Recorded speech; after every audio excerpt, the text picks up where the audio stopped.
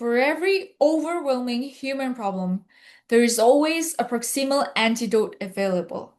This antidote can be something small but immediate that doesn't necessarily directly fix your reality but changes your relationship to it.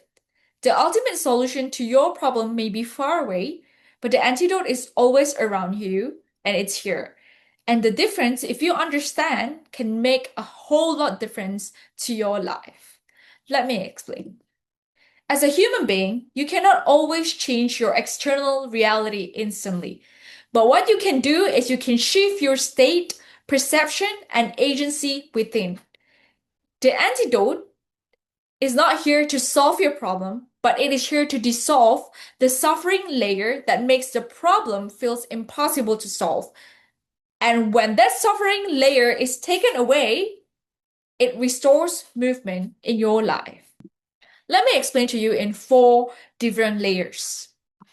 The first one is the behavioral lens.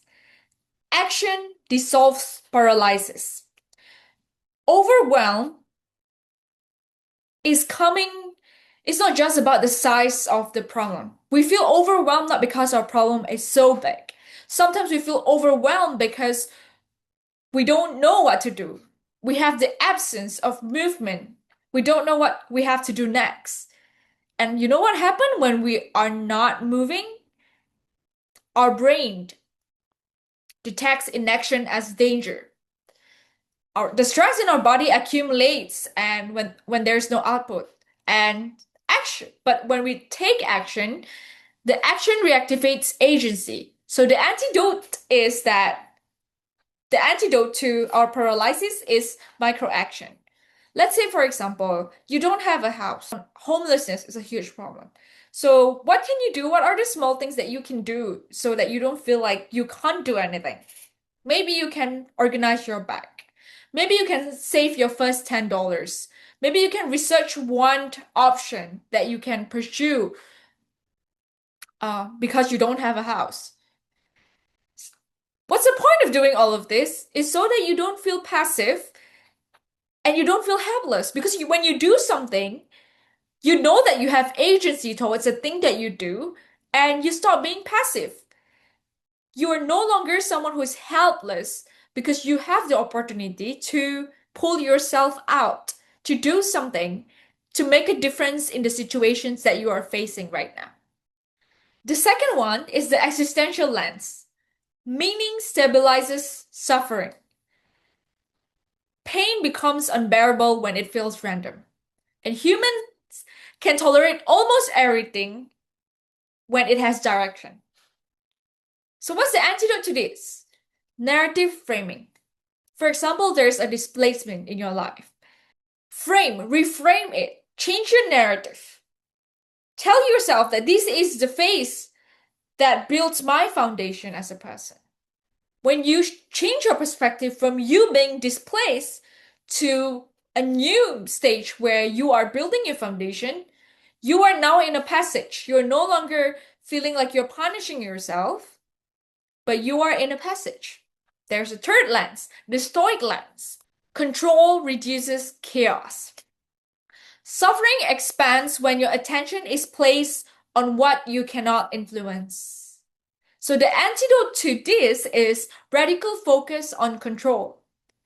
You cannot control the market, timing, or external conditions, but you can control your routine, your posture, your decisions today.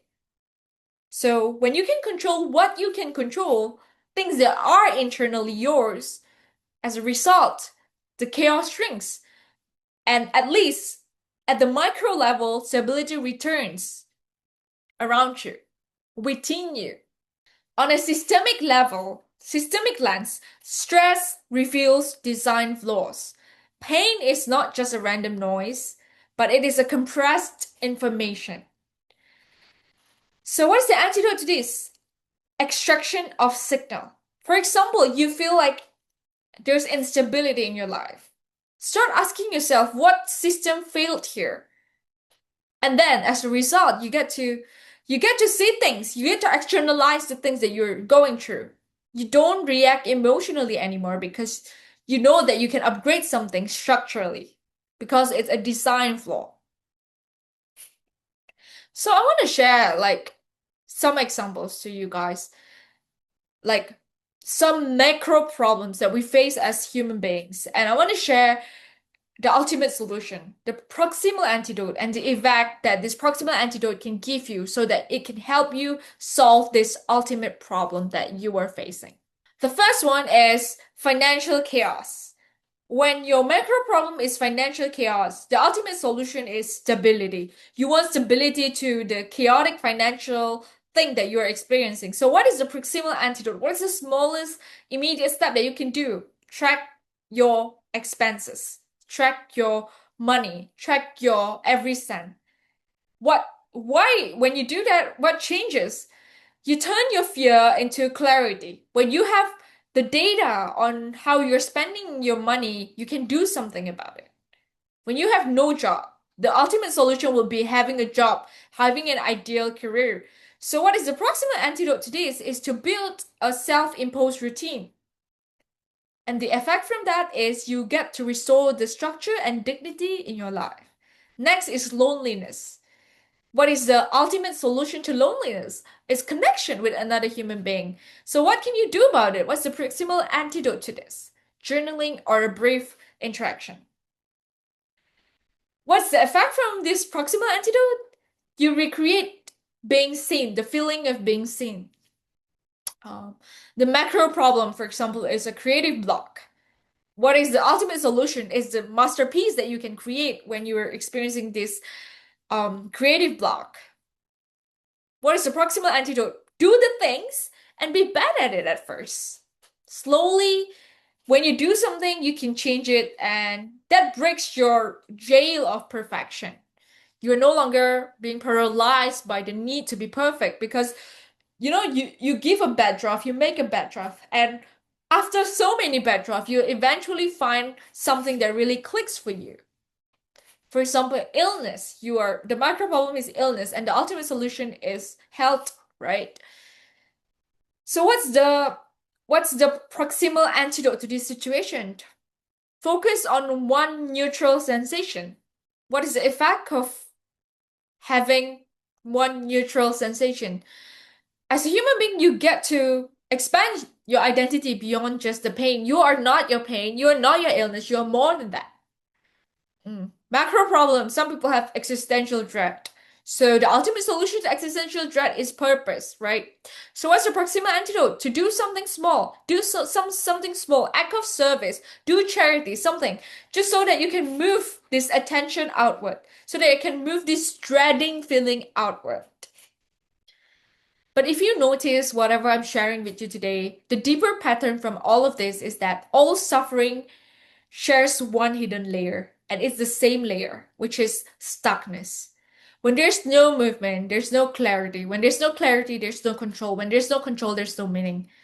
The antidote, the proximal antidote that I share with you, will not solve your problem. It doesn't remove the situation, the macro problem that you're facing, but it removes the stuckness that you're experiencing inside the situation. So I want you to think of your life like a system of gears. Think the bigger gear as the final outcome that you're trying to achieve, and the small gear as the immediate action that you can do and change something about what you're experiencing. You cannot be someone who can move the big gear immediately. It's going to be too heavy. But what you can do is you can move the smallest gear, because the moment you turned, the moment you move the smallest gear, the moment turn into the system that is no longer frozen. The energy starts flowing because you're no longer stuck, and the direction becomes possible. And the movement itself will create a relief for you because you know that you get to have a structure that is within your control. So, guys, this antidote is not about solving your life, but it will help to keep you functional, lucid, and moving long enough to eventually solve your macro problem.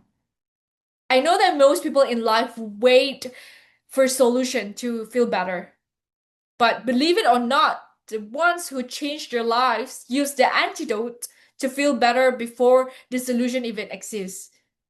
And that's why I'm sharing this with you guys, because I want you to do better in your life. Thank you.